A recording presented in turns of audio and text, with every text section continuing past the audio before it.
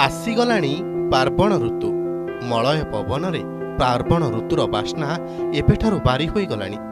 शरत आसिले रास्ता कड़ नईपठा जमिजमा मानकरे देखिबाकु मिलिथाए काशतंडीर संभार। काशतंडी फुलर चामर स्पर्श रे माँ दुर्गा धरामर्दन करुथिबा लोककथा रहिछि आम समाजरे। एबे विभिन्न स्थान रे काशतंडी फुल देखिबा पई मिलुछि। केवल एतिकी नुहे, माँ आगमन रे धोब फरफर चादर रे धरार शोभा मंडन करुथिबा काशतंडी को देखिले कवि मन भी उत्फुल्लित हुए। कविर ओठरू झरी आसे आपे आपे अनेक कविता। भाषा भाषा बादलर सजल शरत सकाळे शस्य दिशे नई पठार अंगम। केउंठी काशतंडी समीरर ताळे ताळे फलाउଥାଏ ता धवल चमर। केते आकर्षण केते सोहामय दिशे से सफेद इलाका। हिल्लोलित नदी कुलीनरे बिंची होइଥାଏ शिशिरर मुक्ता। बाळ अरुणर कनक किରରେ कनकରରେ गोडाउथांती राशि राशि हीरार कणिका। मुग्ध विभोर काशतंडी आभा अन्वेषण स्थिर होइଥାଏ। एपट सेपट हेउଥାଏ केजाणी इच्छा होइଥାଏ पछाड़िया काशतंडी कहा पाई अपेक्षा रही जाउछि। जह्नर दीपाड़ी जली उठले धोब फरफर काशतंडी जेमती शरत ज्योत्स्ना प्रति उणा भावना। पद्मावती नीलाकश चिलिका नीला बीचକୁ उपहास कला परी काशतंडीर स्निग्ध सपा मन हृदय को विमोहित करे। यही काशतंडी उपरे मोर गोटे कविता मु एबे आवृत्ति करुछि।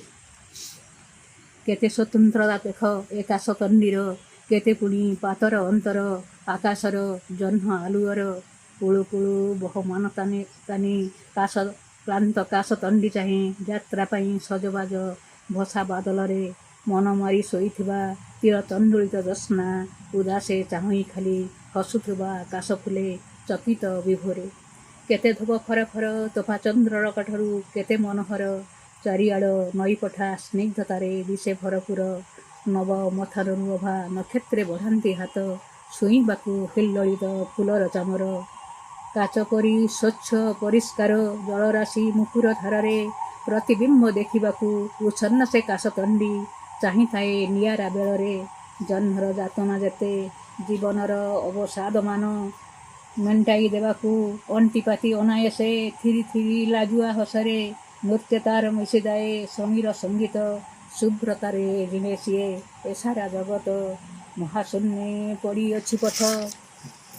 तथापि तो भंवर की प्रजापतिटिए निर्लिप्त गतिरे आसंतिनी निकटकू मन छुई पारिनी कि रूप।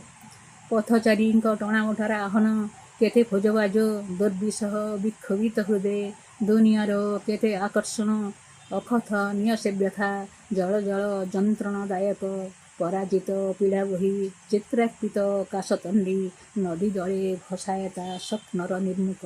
नदी जले भसायता स्वप्नर निर्मुख। मर्त्यधामंकु मांकर आगमन पाई प्रकृति राणी सजाई होइछि। विभिन्न स्थान रे काशतंडी फूल पवन रे ढेउ खेलुछि।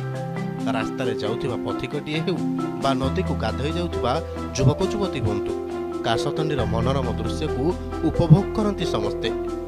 धान खेत रे धरणी राणी सबुज बनानी एवं काशतंडी फूल पवन रे हली हली मां को बाट को चाही रहिछि।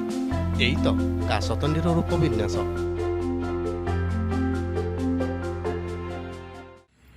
पवनर ढेउरे खिली खिली हसुଥିବା काशतंडी फुलर सौंदर्य सकाळ और संजरे सूर्यकिरण सौंदर्य को द्विगुणा कर देउछि। एठाकर दृश्य को देखिले मने हुए प्रकृति तार सबुतक सौंदर्य एटी उजाड़ी देछि। केन्दुझर रामचंद्र नायक, आफ्ताब न्यूज।